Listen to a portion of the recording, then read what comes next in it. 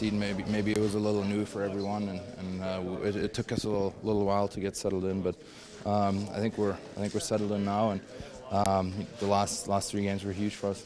I know you talked about it yesterday, 99 points. Connor's got 99. A little bit about you guys looking to 100 and maybe doing it same goal potentially and the same night.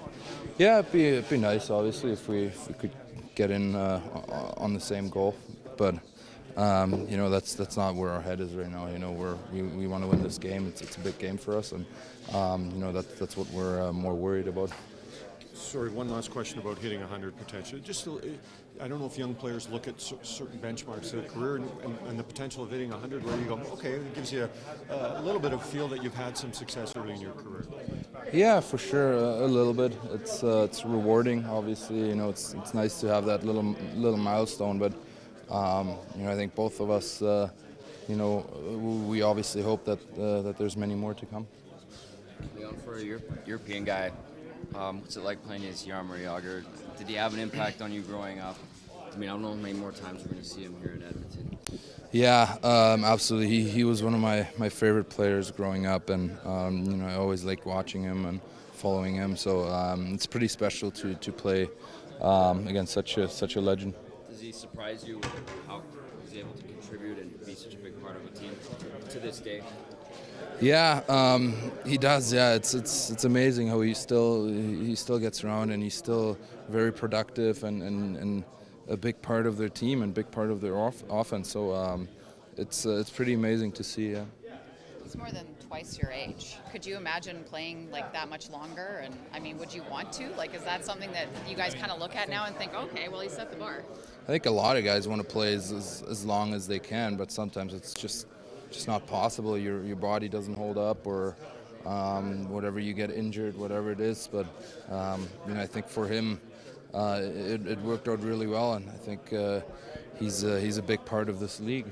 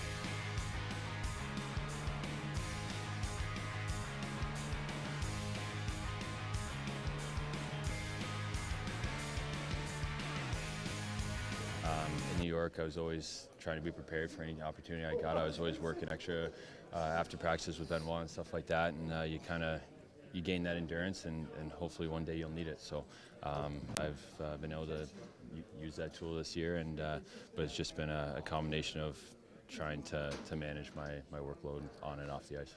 As a goaltender, do you look forward to playing Jaromir Jagr? Yeah, I mean, he's obviously a legend. Hopefully, we can do a good job containing him tonight. He's got good hands still. He's got great vision, and he's got a heck of a shot. And, he can beat you a lot of different ways. So there's a lot of weapons on that team, but obviously he's the main one. Is this the dream? Is this what you always envisioned yourself being able to do? Is carry the workload like this? Yeah, I think this is what you work your whole career towards. Like I said, I was working my butt off day in and day out in New York, hoping to get this opportunity at some point behind Hank. And Edmonton, I was lucky enough to give me an opportunity last year, and you just got to be ready for it when you get it. And these opportunities don't come along too often. So I was working my whole career towards this, and feel great doing it. Being able to manage rest and nutrition and all those sorts of things may be tough at the best of times. You've got twins at home, and that first year is supposed to be mayhem. How are you doing it with all of that going on too? Luckily, I have an amazing wife. She's been a rock at home. She's very conscientious of game nights and game days, making sure I get the rest that I need, and does the extra feedings night before games and stuff like that. But then when I get home after games, it's kind of we switch roles. She gets to sleep and I get to do the feeding. So it's shared responsibility, but she's been amazing. Thanks, Tom. Maybe.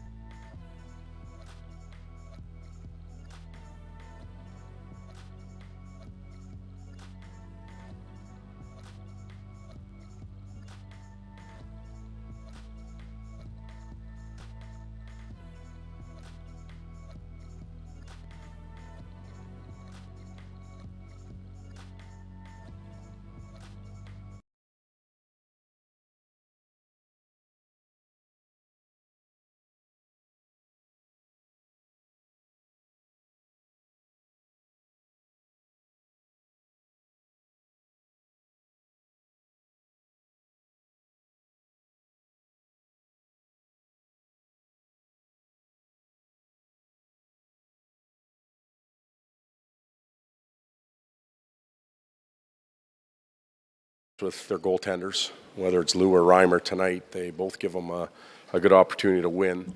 Their back end, I think, leads the league in shots on goal from D-men. So there's a huge challenge there. They generate a lot from the top and have the ability to create chances off of it. And then their forwards, they approach the game very workmanlike. There's nothing easy about their game. They've got some pace. They play hard, aggressive forecheck.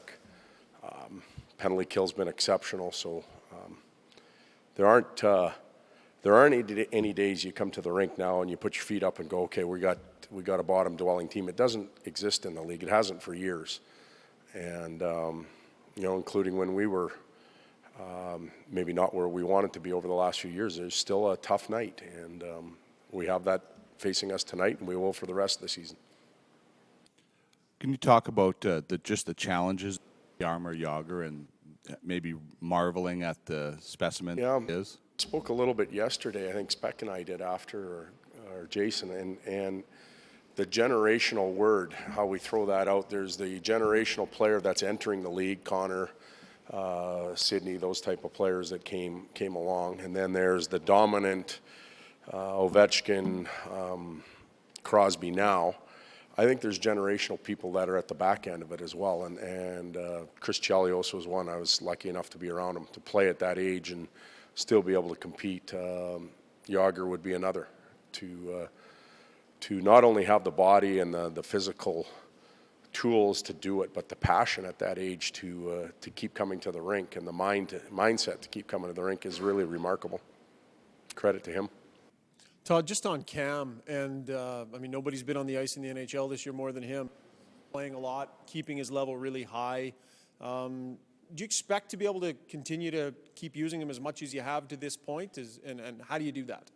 Well, we feel like we have a schedule other than the back-to-backs coming up that allows us to do that, providing he maintains his health and his level of play. But we've got an all-star break. We come back for 4. We've got another 5-day break. And then it changes a little bit. And like I said, we're looking at it. We're not laying it out week by week or month by month. We're looking at it 1-2 game segments. Said it probably 15 times this year. He wants to play every night. There's no sign of him coming in and I'm tired, I'm sick, I'm sore, both physically and mentally. So we're comfortable with it right now.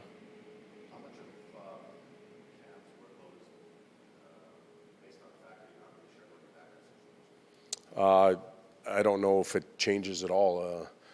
If that situation was any different. He's played well. He deserves the opportunity to play, and that's how it is.